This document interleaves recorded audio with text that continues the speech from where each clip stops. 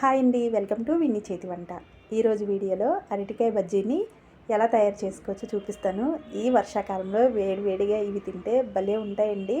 మరి మీరు కూడా ఇంట్లో ఒకసారి ఇదే విధంగా తప్పకుండా ట్రై చేయండి. ఈ బ్యాటర్ ఎలా ప్రిపేర్ చేసుకోవాలి, ప్రాసెస్ ఏంటో పర్ఫెక్ట్గా ఈ వీడియోలో మీకు షేర్ చేస్తాను. వీడియో ఫస్ట్ టైం చూస్తున్న వాళ్ళైతే మా విన్నీ చేతి వంట ఛానల్ని సబ్స్క్రైబ్ చేసుకోండి. మరి ఏ విధంగా తయారు చేసుకోవాలో చూసేద్దామా. ముందుగా ఒక బౌల్లో నీళ్లు తీసుకుని దానిలోకి కొద్దిగా ఉప్పును వేసుకోండి. ఇది కరిగే వరకు పక్కన పెట్టేసుకున్న తర్వాత ఈ అరటికాయ బజ్జీ కోసం ఒక పచ్చి అరటికాయ అయితే తీసుకున్నానండి. వీటిని ఈ విధంగా శుభ్రంగా కడిగేసుకున్న తర్వాత ఈ విధంగా కాడల్ని కట్ చేసేసుకుని పక్కన పెట్టేసుకోండి. ఈ అరటికాయ బజ్జీ కోసం నేనైతే నిలువుగా కట్ చేస్తున్నానండి. ఈ అరటికాయని మీరు కావాలి అంటే రౌండ్ షేప్లో కూడా కట్ చేసుకోవచ్చు. మీకు ఎలా వీలైతే ఆ విధంగా కట్ చేసుకోండి.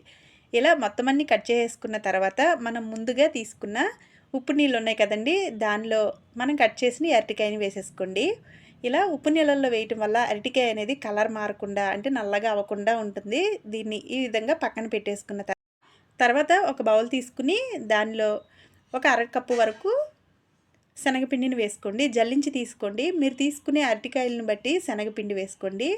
తర్వాత దీనిలోనే 2 టేబుల్ స్పూన్ల వరకు బియ్యపిండిని, తర్వాత ఒక 1/2 టేబుల్ స్పూన్ వంట సోడాని, రుచికి సరిపడా సాల్ట్, అలాగే 1 టేబుల్ స్పూన్ వామును కూడా వేసుకోండి. ఆ వీడియో క్లిప్ అయితే మిస్ అయింది. ఇలా ఇవన్నీ వేసుకున్న తర్వాత ఒకసారి కలిపేసుకుని కొద్దిగా నీళ్లు పోసుకుని, మరీ పిండి లూజుగా కాకుండా అలా అని మరీ గట్టిగా కాకుండా పిండి కన్సిస్టెన్సీ ఈ విధంగా ఉండేటట్లు ఇలా కలిపేసుకుని పక్కన పెట్టేసుకోండి. ఈలోపు స్టవ్ మీద ఆయిల్ వేడవుతూ ఉంటే మనం ముందుగా నీళ్ళల్లో వేసుకున్న అరటికాయలని తీసుకుని ఒక ప్లేట్లో పెట్టుకున్న తర్వాత తడి మొత్తం పోయేలాగా ఈ విధంగా క్లాత్తో ఒత్తేసుకోండి.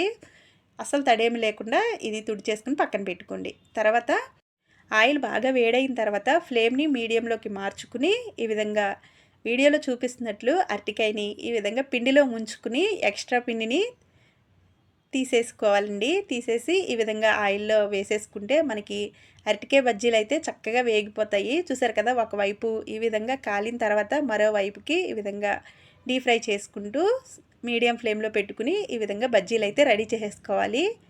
ఒకవేళ మీకు ఈ విధంగా పొంగకపోతే మరి కొద్దిగా పిండిలో వంట సోడాని వేసుకోండి. మరి ఎక్కువ వంట సోడా అయినా అంతగా మనకి బజ్జీలు అనేవి బాగోవండి, టేస్ట్ బాగోదు, బజ్జీలు కూడా చక్కగా రావు, నూనె ఎక్కువ పీల్చేస్తుంది. కాబట్టి చూసుకుని వంట సోడాని వేసుకోండి.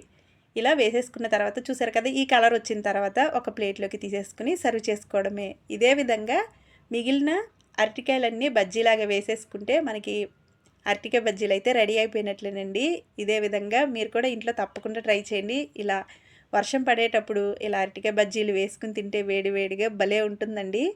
అంతేనండి, మీరు కూడా ట్రై చేసి మీకు ఎలా వచ్చిందో కింద కామెంట్ సెక్షన్లో కామెంట్ చేయండి. వీడియో నచ్చితే లైక్ చేసి మీ ఫ్రెండ్స్కి రిలేటివ్స్కి షేర్ చేయండి. ఇలాంటి మరిన్ని వీడియోస్ కోసం మా ఛానల్ని సబ్స్క్రైబ్